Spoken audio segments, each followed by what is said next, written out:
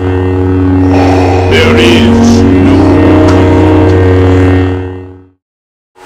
This is my wiring diagram for my MPP. You can pause it if you want to check it out, but it includes everything. Early paint on my Goth 3D Master chassis. You can see me painting it here. This was very rough draft painting. The crystal cages and the flat brass tubes that I ran wire through for my crystal cage, for my crystal chamber here. You can see my plan for the crystal chamber where I actually am exposing purposefully wires from my recharge port, updated crystal cages painting. And then this is more updated painting and my theme, which you can see the theme's meaning right here, where I'm actually got a theme. All this is hidden underneath the crystal cage. Hello everybody. Just something really quick to show you for the MPP. I got from Sloth Furnace this card, this Exacta card. I know there's a controversy. Is it blue or green? I'm thinking in the 70s it was probably green. But these square pads on the Sloth Furnace card, to be accurate, need a little bit of silver solder on them, which is what I'm going to do. And when that Exacta card is actually, underneath the bubble strip, those are kind of magnified. I don't know if you can see that or not. But that's what I'm fixing to do here, is solder those on.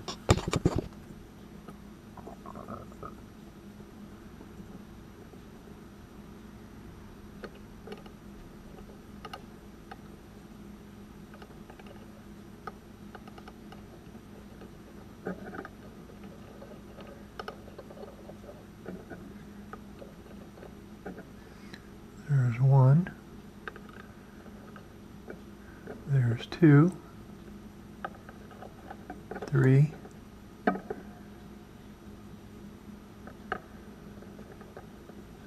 4,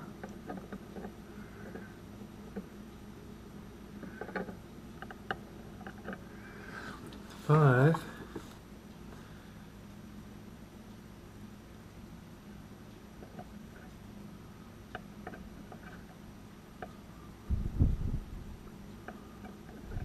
6. Very, very tiny.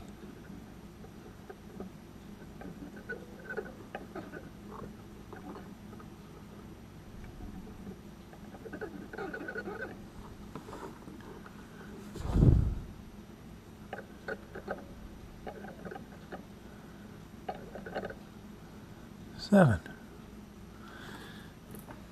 I know I got a little bit on one of them lines there.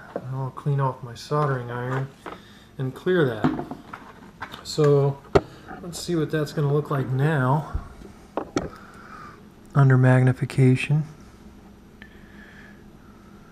You can see the little bits of solder there underneath the bubble strip. So that's what we just did there. So this is the, the Exacta card that goes underneath the bubble strip that goes in the clamp, and try to get it a little bit closer to the camera there.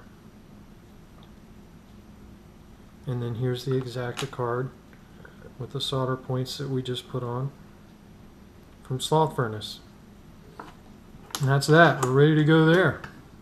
Also, I didn't video this, but I did cut and sand the Exacta card to fit underneath the bubble strip, and I think I already videoed where I soldered the points on it, and it does show the soldered points on the Exacta strip. You can see them. The lighting's not really good in here where I'm filming, but you can see them under the Exacta strip. So I'm getting ready to wire up my RGB LED, and I have the 3 resistors. So there's 4 leads on the RGB LED. This longest one should be the anode, which is the positive for all the LEDs. This is a common positive 5mm RGB LED. So the next longest leg next to the positive should be red, and one of these is green and one of these is blue. So typically, to figure that out, I'll put the resistor, the heaviest resistor, on the negative leg of my test battery, and then I'll go ahead and hook the positive leg to this longest one. So that's what I'm going to do here in a second. Positive LED hooked to the long leg, which I think is the anode, and so this resistor that I'm using to touch these is actually the one for the red resistor, so I know I'm not going to overdrive the green or the blue. So this one on this far side is red, so I know my heavy resistor needs to go on that one. There's green, and this outside one here should be blue, and it is. So basically what I'm going to do is I'm combining green and blue, and it's going to be that aqua color, but also red's going to be going. So when they're all going, when all the LEDs are going, it's going to be a white flash on class. Kind of hard to tell with one resistor because it's limited the voltage through all three of them, but there you kind of get the idea of my thought process. This is why I use RGB LED even on a single color Saber. Solder, you know, if they made my positive lead onto this RGB LED, and this is going to be my forward chamber RGB LED, and I've got, you know, shrink wrap. You can see in this lead here.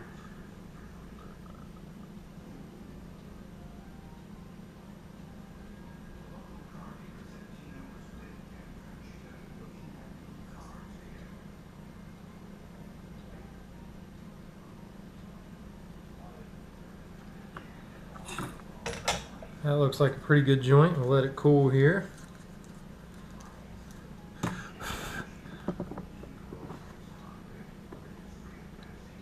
And that's a good joint. So then I'm going to, you know, I can pull it. That's a pretty good joint. So I'm going to slide my shrink over here. That shrink looks a little big. I guess that's the smallest stuff. And then, you know, once I shrink it,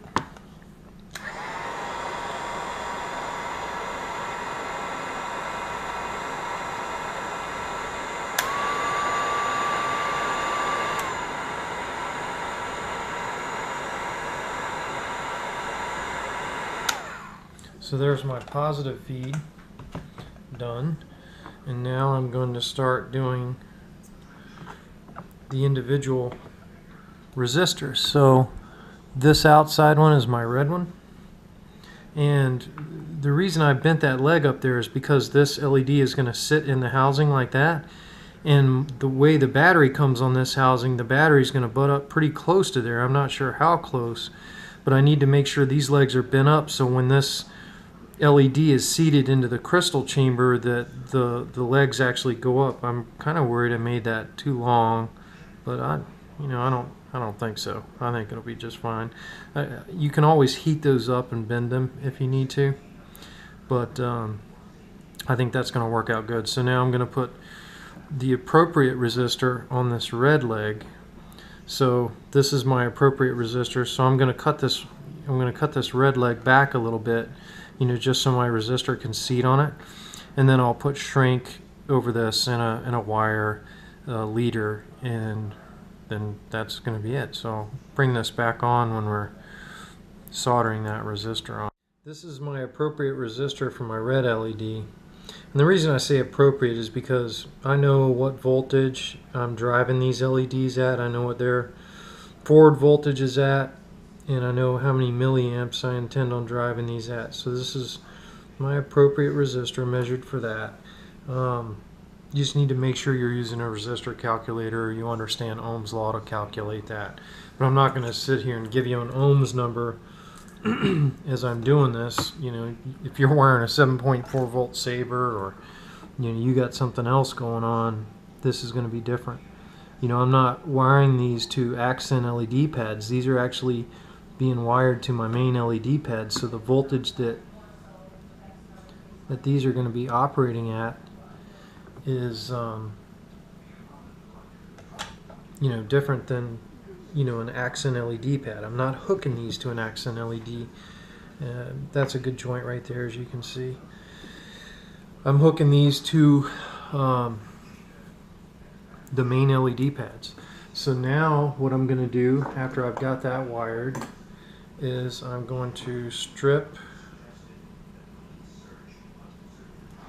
a piece of wire. I'm kind of doing some of this off camera. Strip and dip, and then I'm going to tin this wire, and once I tin them, I usually cut the ends off so I have a nice solid wire. And also that, you know, resistor tail's a little long there. I don't need that much space, so I'm going to cut that resistor tail. And then I'm going to cut myself a little bit of shrink. Put my shrink on my wire. And there's my shrink on my wire. And I'm going to clamp the shrink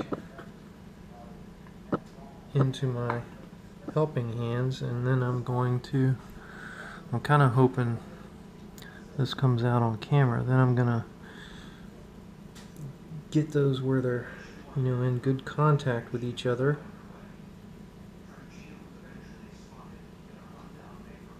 Like that. Soldering iron and solder.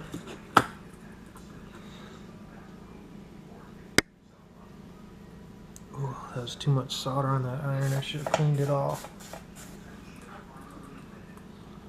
Let's see if we can clean that up a little bit. Oh, that looks good. Look at that. That's a good joint there.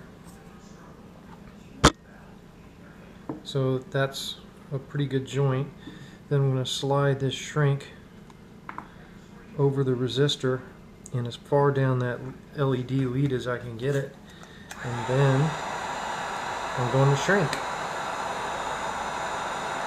Hopefully that'll come out on camera.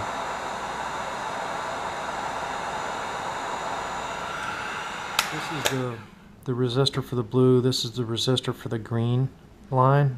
And basically I'm going to put shrink individually on these, and then I'm going to tie these together, because remember I'm using the combined green and blue as my flash on clash. These will be wired in parallel to white, and my red LED will run the crystal normally, so it's going to be wired to C1 pad, but C1 will remain on during flash on clash events, so then all three LEDs in the RGB LED, blue, green, and red, will all be illuminated, and combined they form that white flash on clash.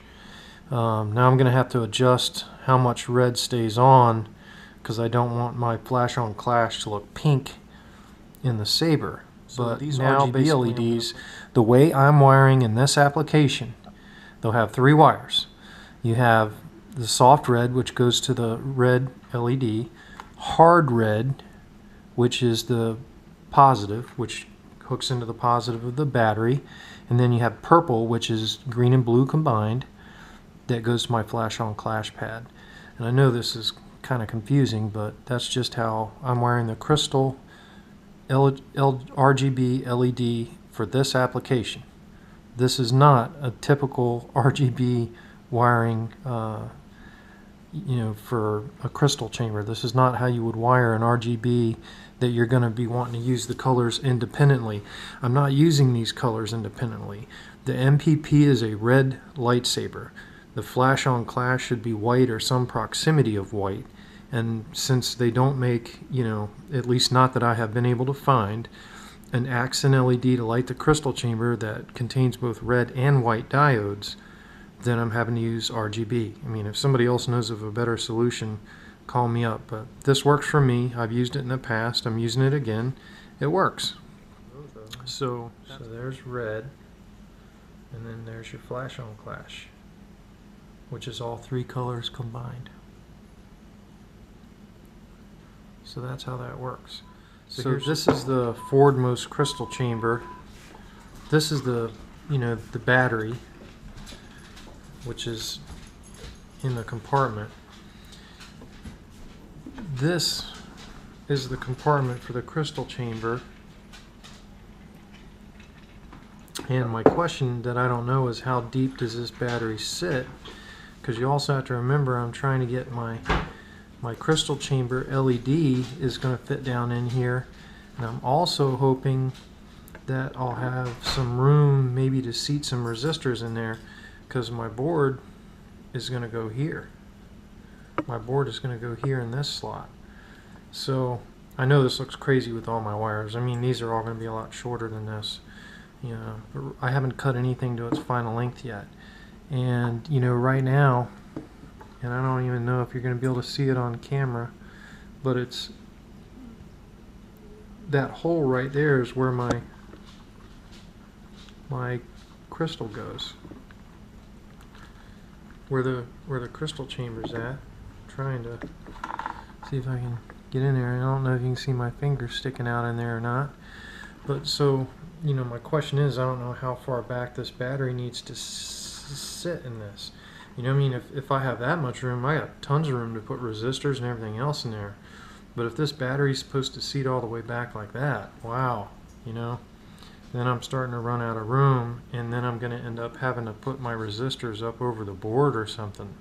So I was really hoping, you know, to have some space to drop my resistors down in here behind this RGB LED, but I don't know if I'm going to have that kind of space or not.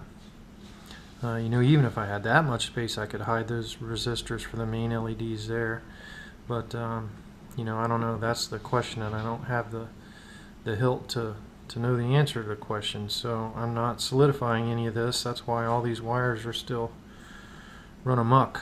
But I'm going to go ahead and solidify this RGB LED in there tonight. Quick example of what the flash on clash is probably going to look like. Flash on clash. Pretty cool, huh? The crystal chamber with both crystals going. And right now I'm going to try to find both my flash on clash wires and give you.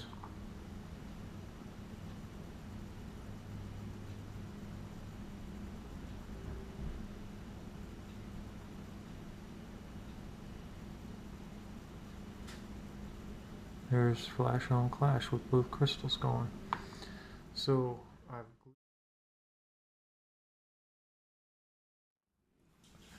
okay, now I am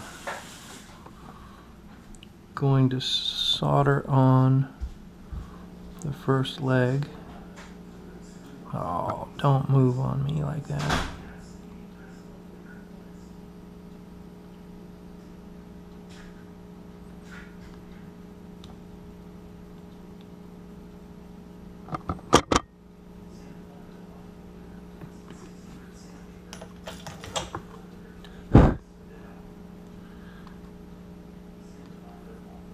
That's a good joint.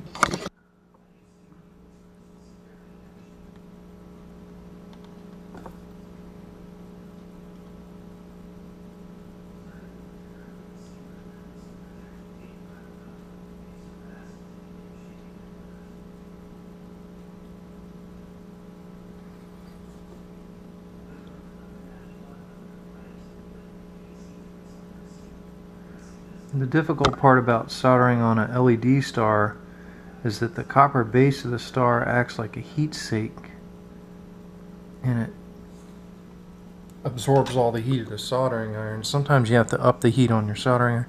Now, I did leave that leg a little long, but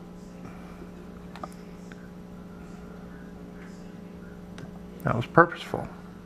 And I'll show you when it's cleaned up here in a minute. Now I'm soldering the other leg of the bridge on.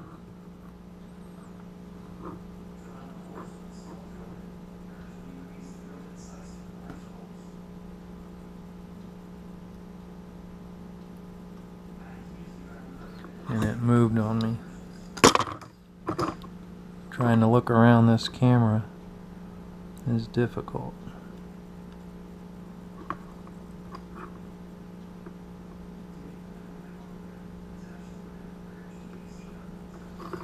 That might work.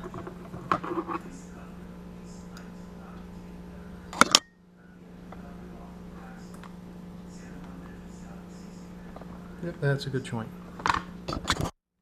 Alright, so now the last step is going to be soldering this last piece of bridge onto that positive LED, and then we can begin wiring this thing up. And yes, I'm leaving that leg long, but my intention is to cut it off once I'm done soldering. I apologize, it's hard for me to look around this camera. There we go.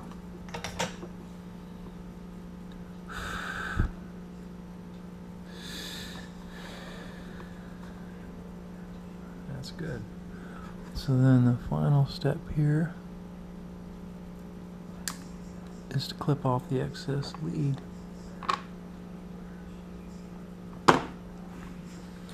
And I take a paper towel, because the rosin, you know, kind of can make a mess a little bit.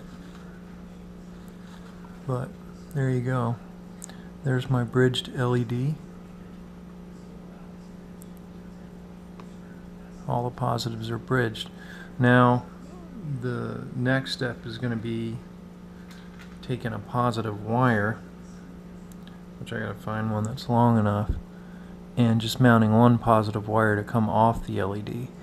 And then I'm gonna mount a negative wire, so the next step is pre-tinting all my negative pads.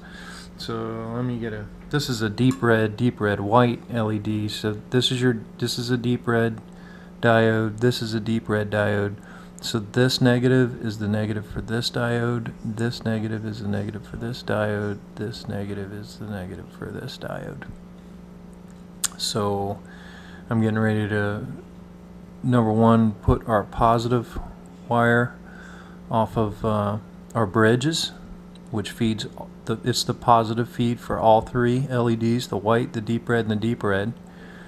And then I'm going to solder my negatives. Now, well, I didn't turn the camera on, but basically I just pre-tinned all the negative pads there, and there's one underneath here. There's the negative pads, they're pre-tinned, and I'm getting ready to solder on my positive wire. Alright, this is my common positive wire, and I think I have it prepped properly.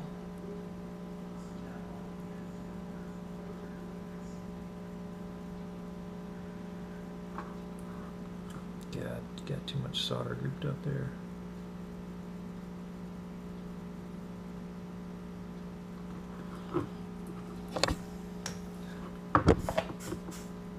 I've definitely done a better job of soldering on an LED, but that's a good, and you know, I soldered it in that direction so it can wrap right down that hole. Now you can also solder these wires in so they run down the center, and you know what? I think that the heatsink I'm using, the wires do go down the center, so I soldered that on wrong. So I'm going to desolder it and run it towards the center. I forgot about that.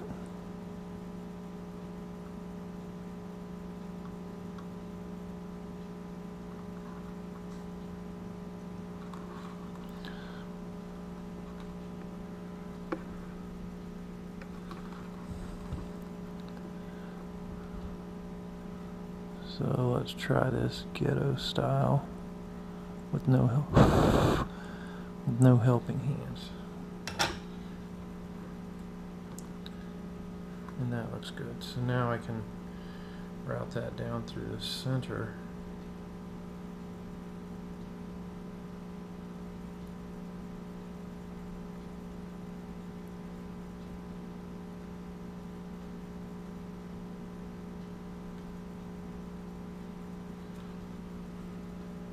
And there you go. So you have my bridges, which I'm going to kind of try and clear my bridges away from. Now the thing to be careful of, since I'm using the resistor tail bridges, is to make sure that they're not touching any of the LEDs, and also that when you solder your negative wires on, it's going to be critical you don't have any bare insulation touching those, because for all intents and purposes those are open wires. But it should be fine. So now I'm going to be soldering on all my negative wires.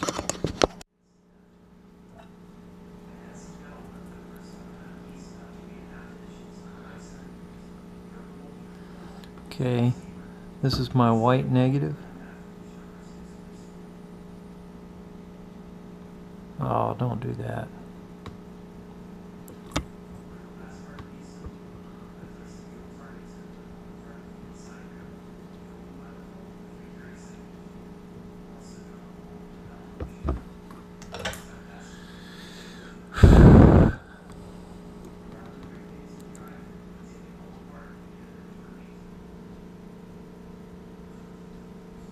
I guess I'm cool with that. So now I'm going to route the negative wire down out of the way. So there, my negative white and my main positive are routed down through there. So I have 2 more negatives to go on. See, when you use this method, you're only going to have 4 wires. You're going to have your common positive, and you're going to have a negative on each diode. And if you have 2 of the same color diode, after you resistor them, you can tie them together. In this application, my resistors are going to have to go in the chassis. There's no room for them where these wires are being routed. So that's why I'm not putting resistors on them now. But I will bring some resistors in here in a minute and test this thing and make sure that my bridges are good and that my wiring's good and everything's working. So next I'm going to wire both of my deep red negatives. Alright, so here goes a deep red negative.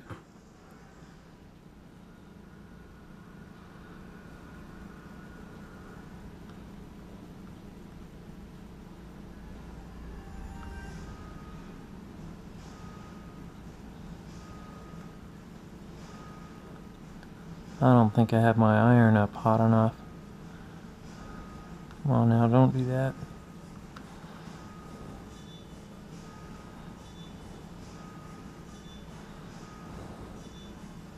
There we go. I think that's good.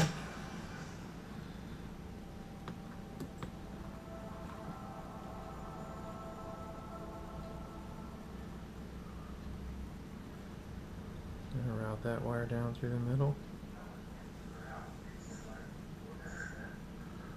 And you can see that the insulation goes right up to the pad, so I think we're good there. So I have 1 more negative to wire, and that's my deep red, this negative on this deep red. So that's one we'll do next. Alright, we're going to try and do this ghetto style.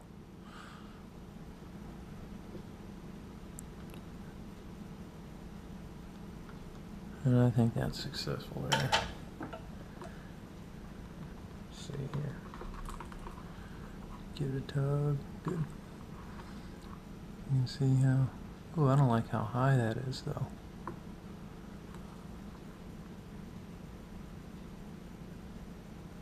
Let me try and quash that down. I don't like how high that is.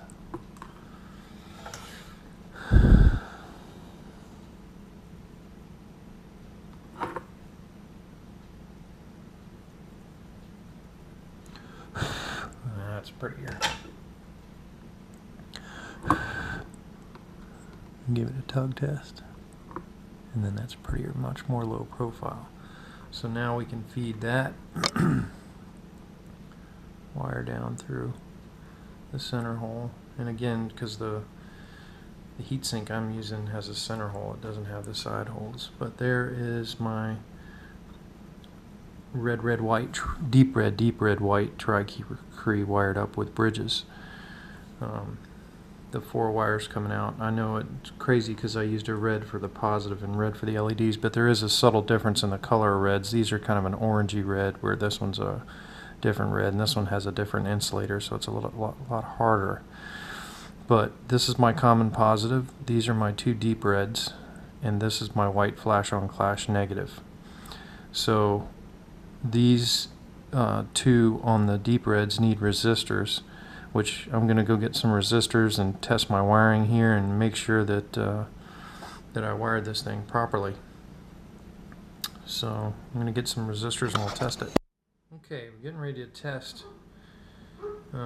you know, my bridge and my wiring. Here goes one deep red, bada bing. Here goes another deep red, bada bing. And then my white flash on clash, I don't need to hold the resistor on that, bada bing. So all 3 of my LEDs work properly. So what I use is, this is a 1.2 ohm 3 watt resistor that I have hooked on my negative lead, and you know, I just use a simple 3 volt battery, and I have alligator clips that I soldered on the wires that I use to test my stuff. So you know, it's just a cheap way to bench test your LEDs. So that LED is wired properly and is ready to be installed. Whether it goes into my MPP or not, I don't know. We'll see if this quad-cree works out or not. And if the quad-cree doesn't work out, then this tri-cree that we have wired up today may end up in my MPP. But there it is again, so you can see it. You almost can't even see the bridges anymore. That's a lot neater way of wiring. Leaves a lot less coming out of the LED. And it's done.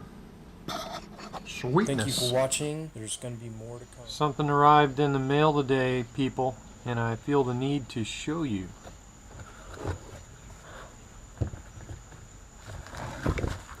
It looks like an MPP. There she blows. Now, to put all this stuff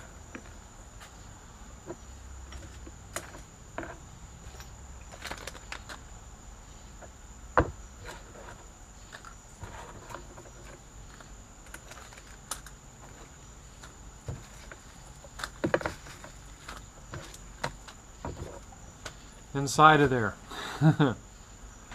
Oh, and you know, not to mention the switch housing and the grips. So there's a lot of assembly that needs to be done. I will try to shoot some of that assembly, but the main part here, I just wanted to show that I finally got it. It's arrived, and we're getting ready to build this MPP. It's getting ready to happen. For watching, there's going to be more to come. This Saber is going to be...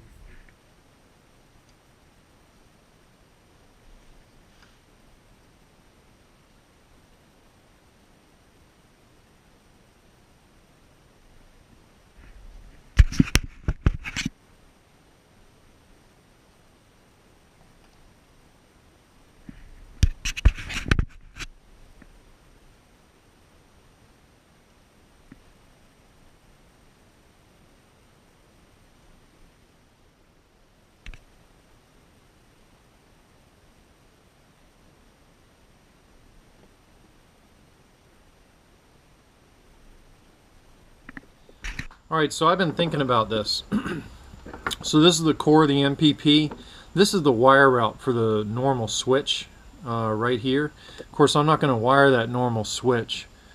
And what I'm thinking about doing is drilling a hole in the front casing underneath where the clamp's going to be, down into a channel that I'm going to cut. And I'm going to cut this channel up here for my switch wires, because all this is the core, it's hidden, you're never going to see that channel I cut, so the hole will go down through the outer casing, but it's underneath the clamp, so you'll never see it. Then I'll have a wire channel dremeled in the core going down to where my LED is going to sit. So my LED module is going to sit, you know, right in there, butted up against the battery. and all the LED wires are going in the wire channel in the 3D design chassis, and then I can run my switch wires in that same channel, so they'll come out here, you know, on top of the battery. So I'm going to have my 5 LED wires, because this is a quad-cree, so I got a common positive and my 4 negatives, and then I'm going to have 4 switch wires, 9 wires. The question is, can I fit 9 wires down through that channel? I don't know. So I'm getting ready to, I guess, test that right now. But that's the plan. There's all my LED wires in the channel, and I think I have room. I think I have room for 4 more switch wires, because I just ordered this stuff, which is actual 30 gauge wire, and I can easily route that through there for my switch wires. So I think that's going to work. I think I can route all my wires through there, no problemo.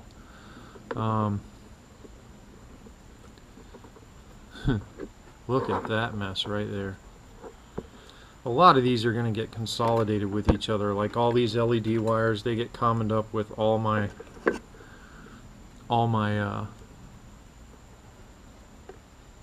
my wires for both the crystal chambers. So a lot of this stuff looks insane, but it's really not, because basically these are going to be commoned and shoved to the side. So I think I'm going to be okay. If I cut this route in there, I think it's going to be fine. I think that's going to work. So again, you see there's all the LED wires there. And again, I mean, I'll show you how much room I have. I mean, 1, 2, 3, 4, I mean, you know, shit.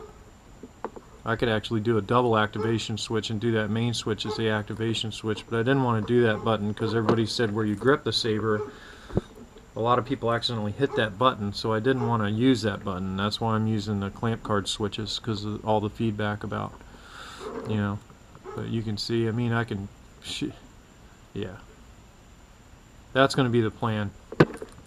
So I'm going to cut a channel in the core on the back side, on the underside where the clamp's at, and then I'm going to drill a hole down through the front housing. So this is the front housing. So, you know, this is the button side there, so the exact underside of that would be here. You know, so I'm going to drill a hole here that's going to roughly match up to, you know, the core.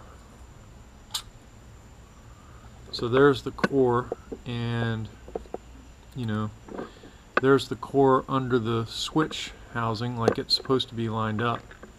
So I figure if I drill a hole, you know, somewhere about here, that's going to be definitely 100% covered by the clamp, and I route those wires up the core, and then once they go through the core, they're going to go into where the LED module wires go. Now the one thing is, like this piece too, I'm probably going to have to cut a hole in through there, you know, so that my wires will go through there as well. But I think I can make this work out.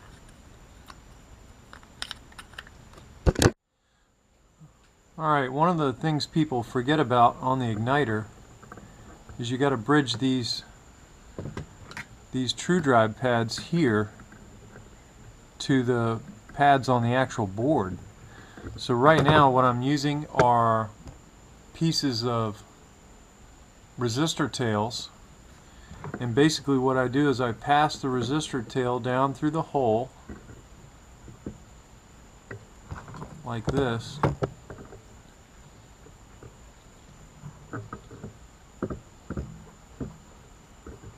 and then while I have it sticking out of the hole like that, I put a little bit of tension on it with my finger, and then I come over here and I'm going to hit it with some solder.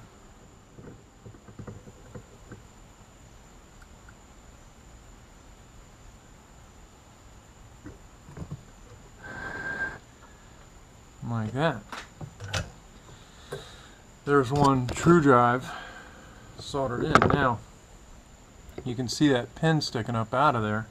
So now what I do is I take a small set of needle nose pliers and I spin it around and bring it out through the other side.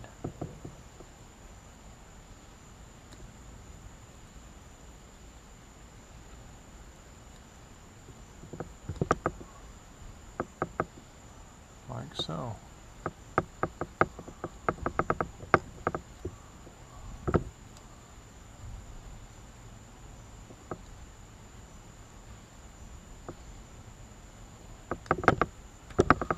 So now it's coming through the other side.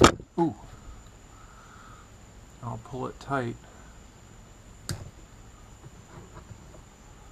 through the hole. I'm doing some of this off camera, so just bear with me. I'll show you the end result once I get it down in there.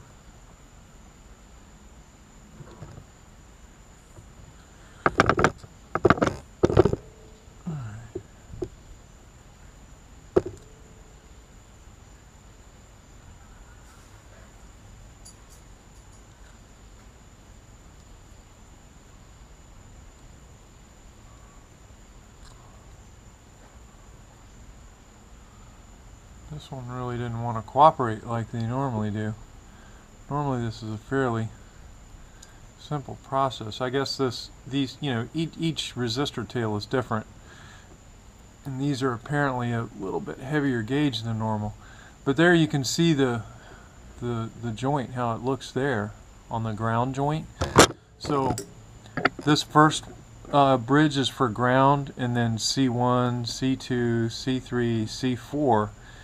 And also, by the way, while I got everybody here, I've changed my plan. I'm going to put the deep reds on C1, the red on C2, crystal chamber reds on C3, and then on C4 will be my flash on clash in the crystal chamber and my white LED in the Saber.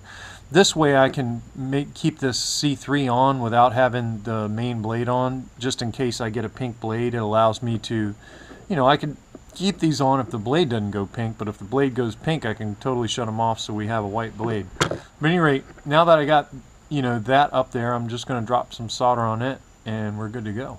But that's how I bridge all my pads, so I'll come back and show you what all the bridges look like when we're done. I want to show you, so this is my ground bridge and I just finished soldering it. So you can see that little bit of tail left over, and I just clip it off. And then I'll test continuity on that ground pad on the back side with my voltmeter, and I'll show you that. I don't know if this is going to turn out, but I'm done with my bridges, and I'm just going to do the test for y'all to hear. And then I'll walk the tester to the next bridge to make sure I don't have a bridge.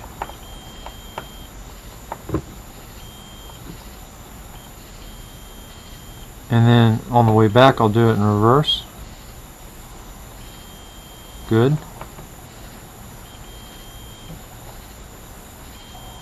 Good. Good. So that's it. The bridges are complete. You know, you can see them there, and there's what they look like on the back side, trimmed up. So I don't have any bridges on any of them. I have continuity between the igniter 2 and the true drive portion of the board, and there's all 4 pads on the board. So the next thing I do, maybe for another night, is the next project, which is probably pre-tinning all these pads and going ahead and soldering my new really thin strand 30 gauge wire on the back side to see how this is going to fit in the Goth 3D chassis with all the wires hooked up on the back side, to see if I can make it work. If I can make that work, then the front side is going to be clean, and I may add a couple of blue accent LEDs on the front side that'll show under the lid. But at any rate, that's for another day. I think I'm through for the day. Alright, I've changed my mind on the core.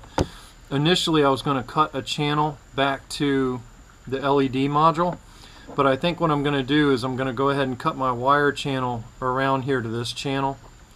Number one, because it's a shorter distance. Number two, I'll secure the wires down in here to keep them away from the threads with hot glue or something, or E6000. And number three, I wasn't sure how that was going to work with the LED module and the battery and routing the wires around all that stuff, so it just seemed like that's the simpler solution, so that's what I'm going to do. Danger, Will Robinson. Have your safety glasses on for this one.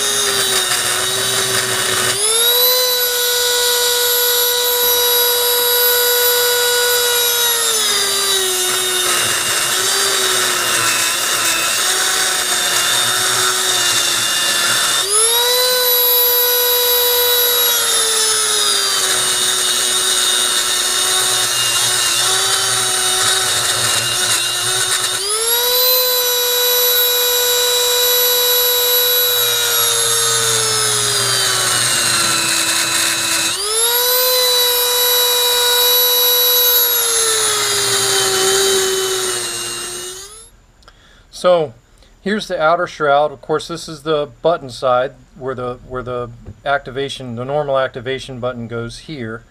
And then on the reverse side here at the very back, so you got to remember when this goes in, the threads stick out just past there. So then in my core, you know, this is where the hole comes out, and then I've cut this channel into the core that goes back to the main switch channel. And as you're about to see, all 4 switch wires definitely fit in there. I mean, the channel's way deeper than it needs to be for 4 switch wires. And I've deburred it with a Dremel as well. I mean, it doesn't look perfect, and you can see some Dremel slips here and there. But, you never see this core. So I'm going to color that project done. And hopefully, also tonight, my quad-cree dreams went up in smoke. And I think I'm going to perhaps abandon the quad-cree dream, at least for right now, and just run a standard tri-cree in this, deep red, white, flash on clash. So we'll see. But at any rate, that's enough for tonight. I drilled a hole down through the outer shroud. This is going to be underneath the clamp. There's the switch side. So I drilled a hole, and then I cut a channel around to, around the outside of the threads, and then now my switch wires are now in the switch wire channel that's designed for this switch. So this channel that runs all the way back to our chassis is actually designed for this tactile switch, but remember, I'm just wiring that tactile switch. I'm not wiring it. It's going to be just there. I'm putting the tactile switch in so it'll function, it'll feel like it works, but it's not going to work. It's going to be like on the Graflex. It's false. My real buttons are going to be in the clamp card, and I'll have primary front and auxiliary back, and then there's the 4 switch wires that'll go back to my board, and there is them, where they'll go up into my clamp lever, clamp switch, and the clamp card.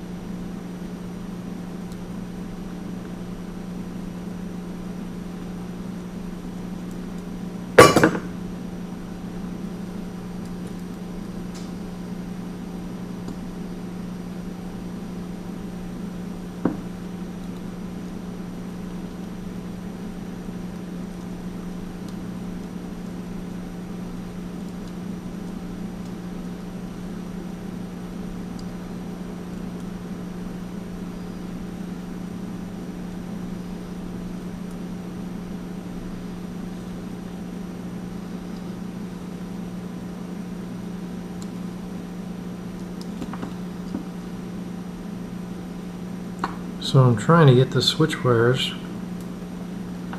routed through these channels so I can go ahead and solder them on to my clamp switch. So you can kind of see how I've routed them. They go up through my hole and into the clamp switch. Of course, I'll solder that one there and this one here, and these are my main switches. And you know, I've somewhat cleaned up my wires here. So, you know, you can see I'm getting closer to wiring the board.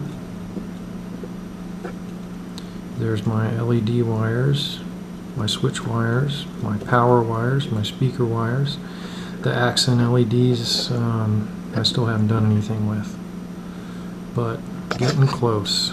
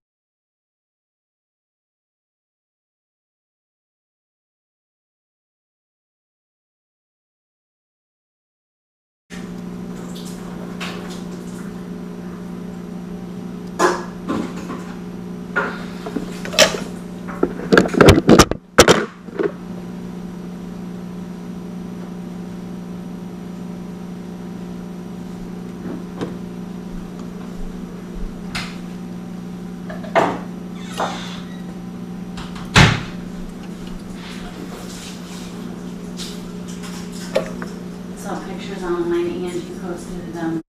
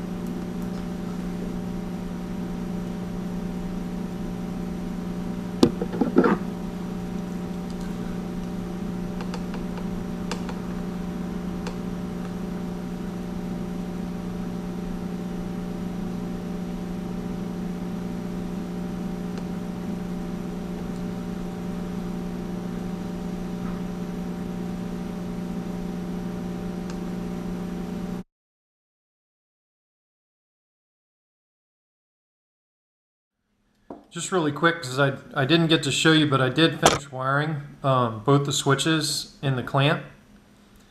And, you know, I have good tactile action on both, and I've tested continuity on both. But there you see the switches in the clamp. Now, look, eventually I am going to either order the black bars or paint these black. I know that's not accurate, and also I'm going to deal with that lever, and I have a plan for that. So, you know, this isn't done per se, but the switches are actually functioning and they work. I may do something to get that clamp card a little bit tighter in there. We'll have to see. But I mean, that plan worked out really good. And, you know, now basically I just have to deal with these LED wires. And to do that, I'm actually going to have to remove this clamp so I can, you know, finish up wiring the board back here. I think I'm going to wire all these wires underneath the board on the side you don't see, and then my accent LED wires I think will be on top of the board. And I think I am going to put 4 more blue accent LEDs on this back side of the board that you'll be able to see underneath the cover. I got to figure out a way to make that happen, but that's the plan. Okay, I'm getting ready to pre-tin the board. Huh? You playing? No, soldering.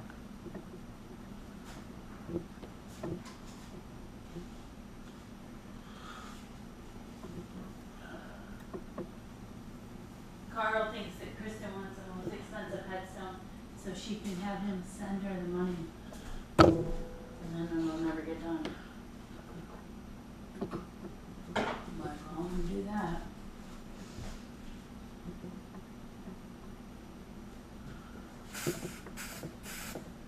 I need new socks. I gotta go to Dollar General and buy some socks.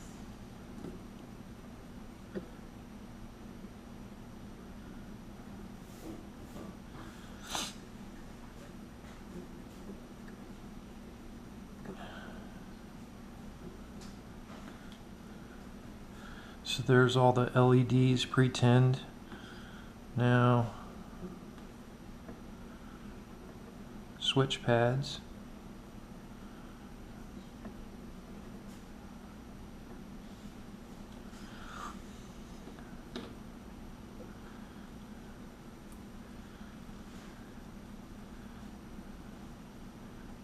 My main power, positive. Now, the negative.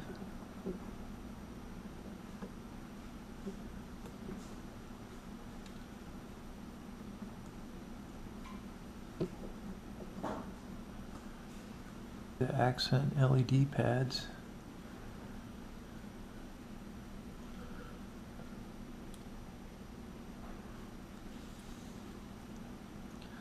So you have, oop, I gotta do my speakers too. Too much solder on that iron, we'll clean it up.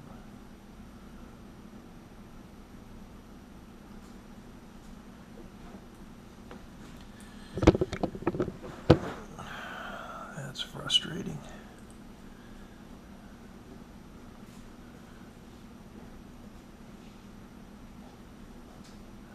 There's a good one. Now I have to now we're going to do that.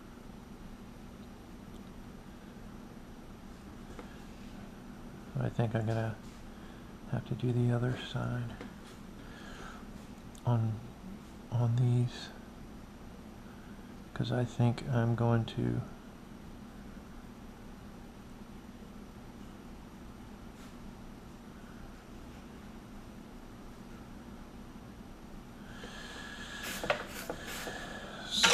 solder my speaker and accent LEDs to this other side. So these are the speaker pads here.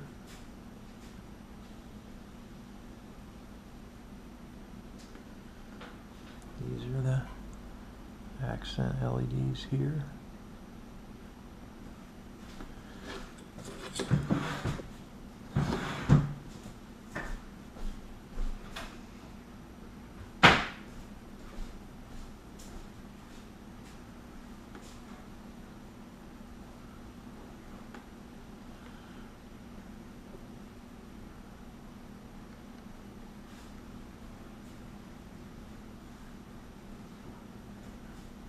You have to be careful around that one resistor right there.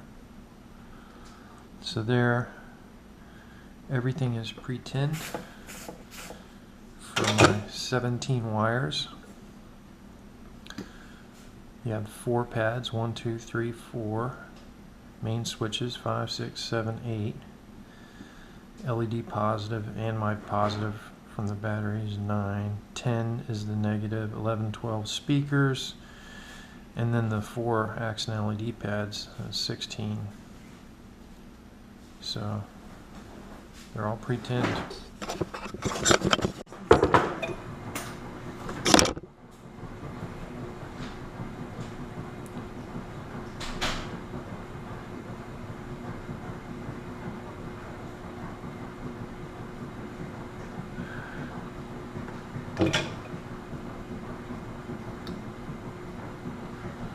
There's the negative wire on the board.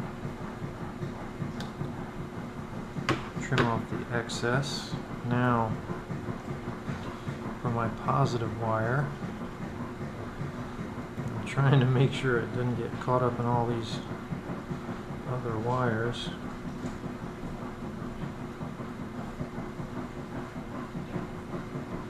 Looks like it needs to go right there, just like that. So that, you know, I'm cutting them to have a little bit of slack in them. About right there.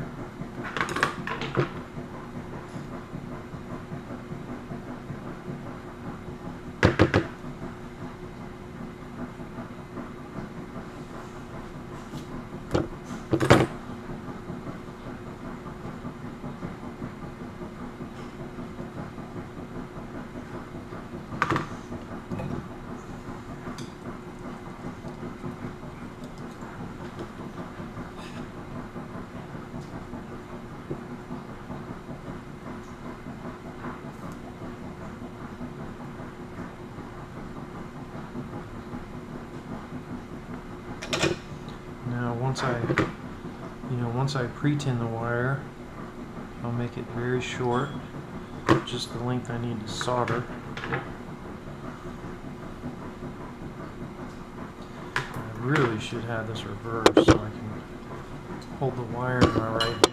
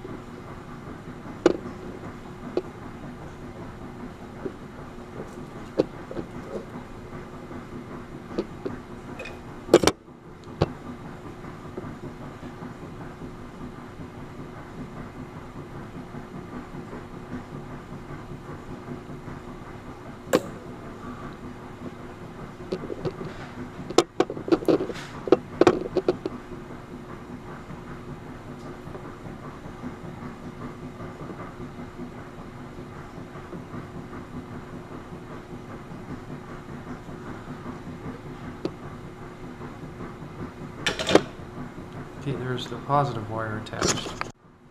Here goes the flash on clash wire.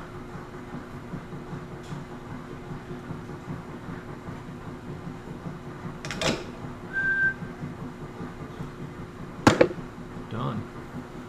Next is going to be my chamber LED, which I gotta figure out which one that is.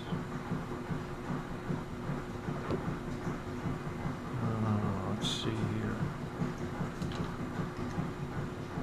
Should be this one. Yes. Put the kill key back in.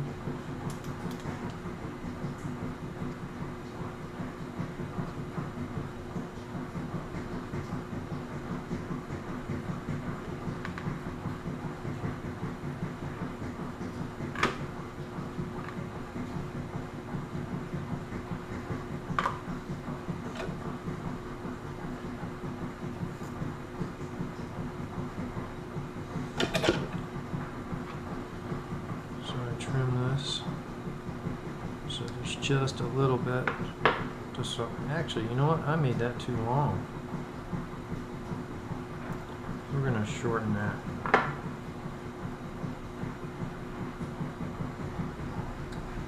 You can see how quickly the wiring mess starts getting eliminated. I mean, the wires are all way too long, and once you get them shortened and consolidated, life is much better. And then once you shorten them up to board length, it gets even better.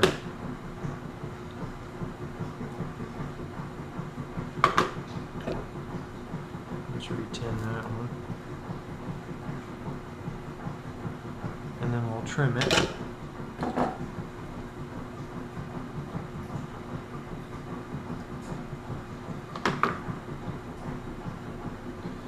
And now we get that white wire out of our way.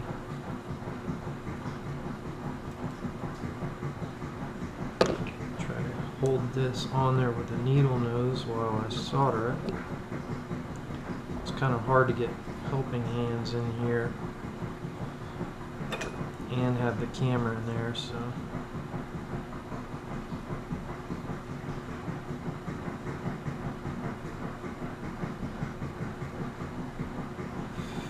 I think that's pretty good right there.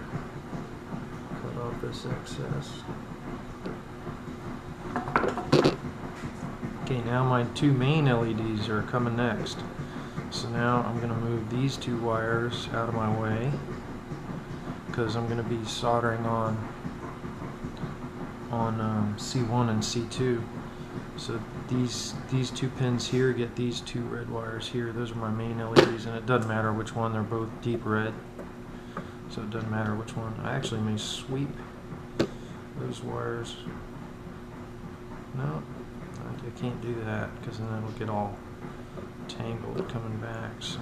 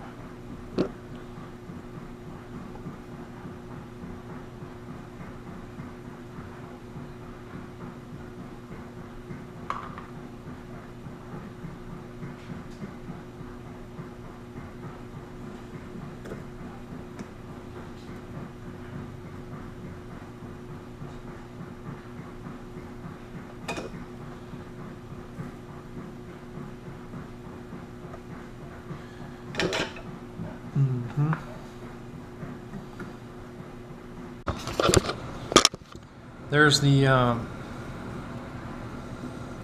soldering of all my primary wires. The speaker and the accent LED wires I'm going to put on the other side of the board, but there you can see my switch wires, my main power, return, all the LED wires are on. So good to go there. I was searching the universe. I happened to find something. Something that belonged to my grandfather. It was orbiting the forest moon of Endor. Here it is. That is the lightsaber of my grandfather. It is so beautiful. I don't feel the pull to the light. I feel the power of my grandfather. The power of my grandfather. Hello everybody.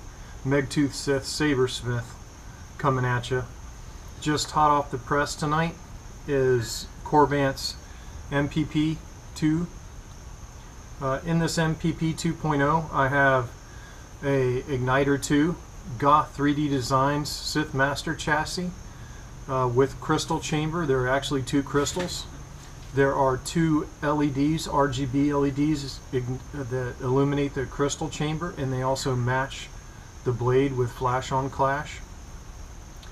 It has a tri-cree, deep red, white.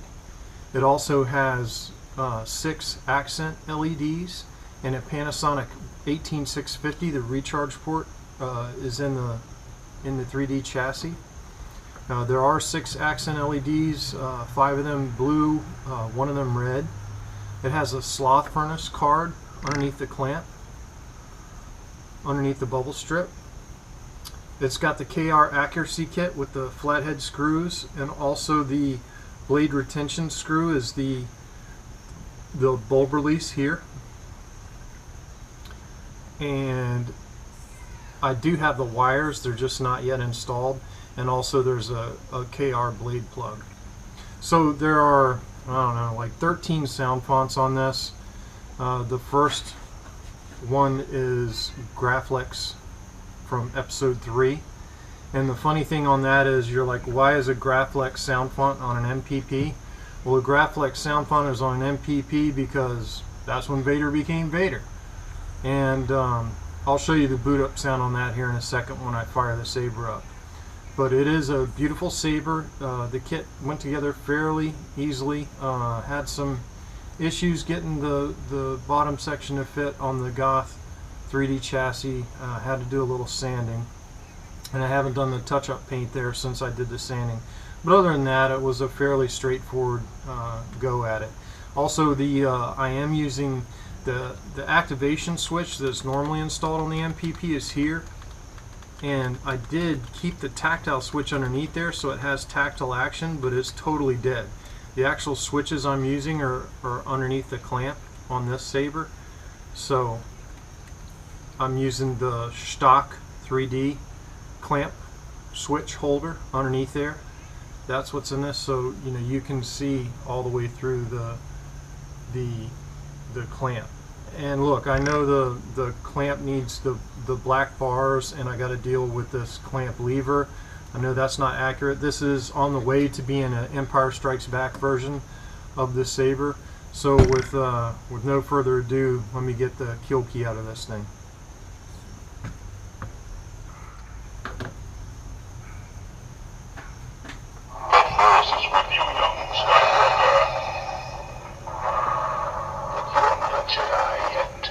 The main boot sound, since it is a Empire Strikes Back Saber. So the first font. Master Skywalker, there are too many of them. What are we going to do? Master Skywalker, there's too many of them. What are we going to do? So that is one of Shameem's fonts. And the funny thing is Shameem said for the second heart, you know, he made that boot sound. So I guess I'm a little... There's too many of them. What are we going to do? But at any rate, I want to get the bottom half off this Saber and show you all that. There's the Goth 3D chassis. There you can see it. And you can see the kill key is in the end. So I'm going to go ahead and pull the kill key again.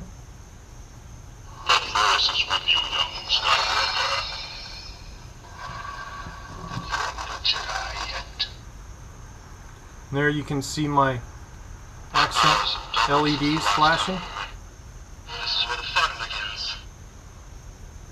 Boot sound.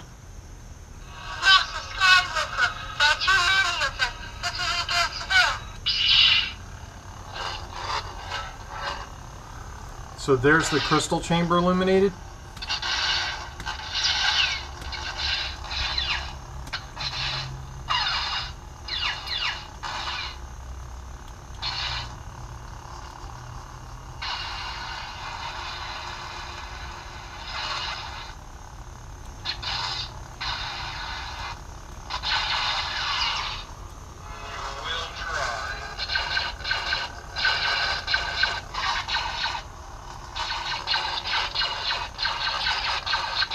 Easy blaster.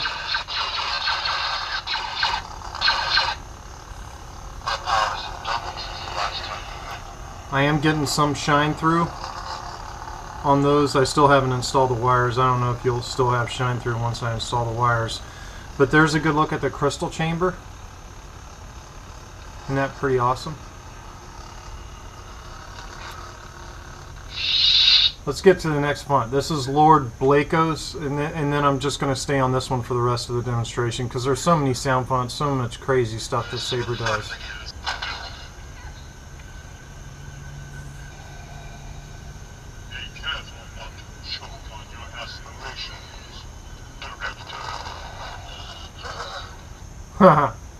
So I pulled that boot. I pulled that boot from Rogue One.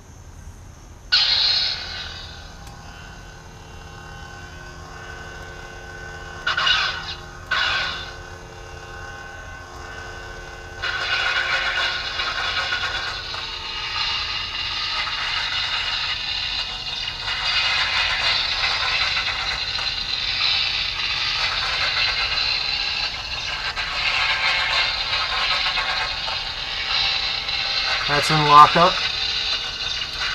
Unlocked.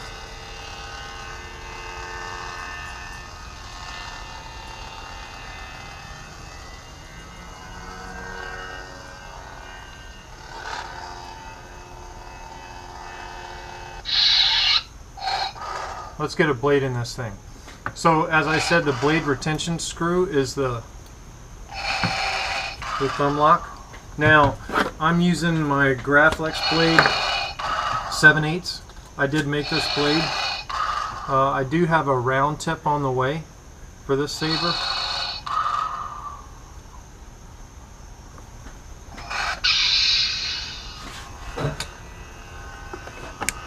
Let's kill that light.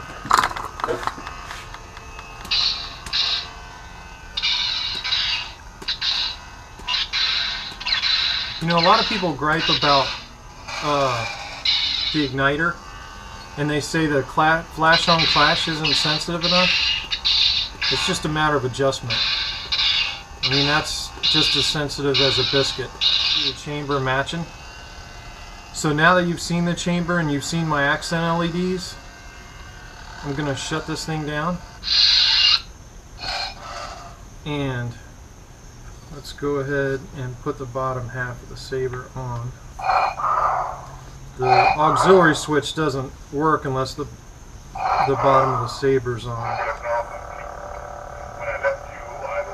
This is Juan Sith's learner from A New Hope.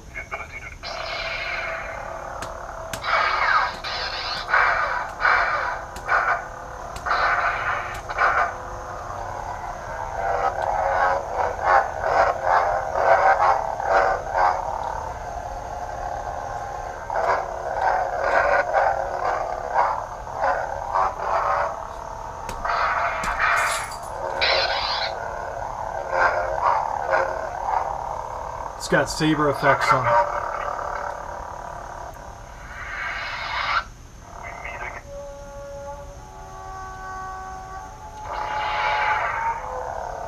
So it'll play music without interrupting the...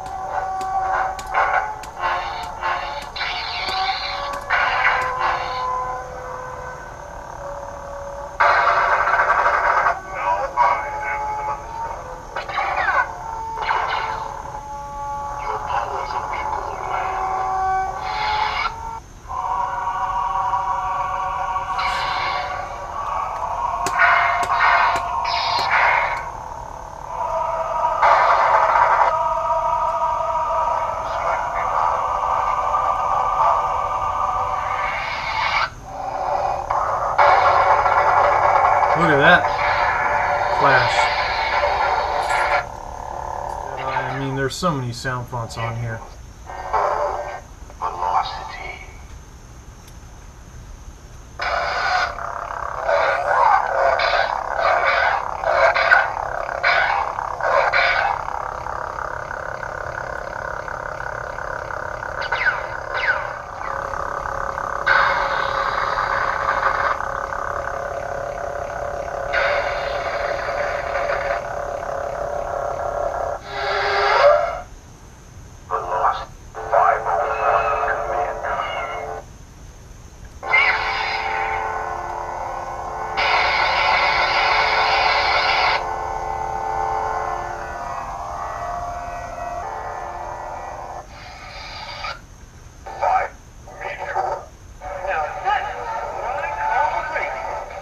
pod racing.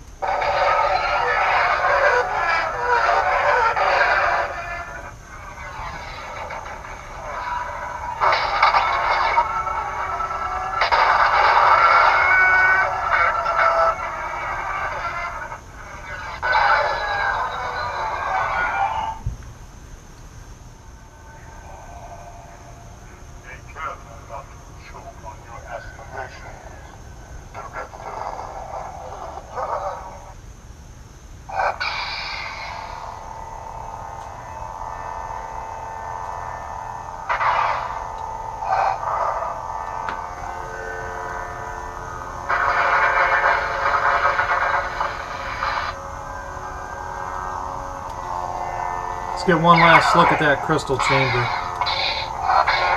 See, it's triggering clashes just like that.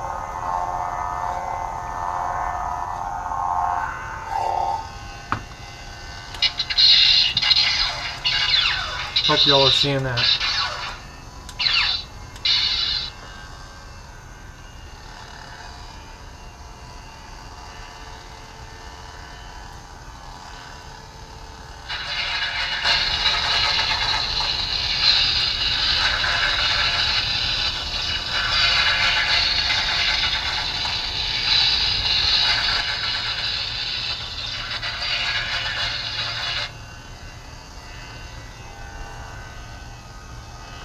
You know, aside from a couple accuracy mods, I think my MPP is done.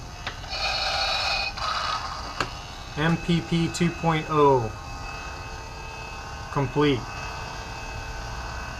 May the force be with you.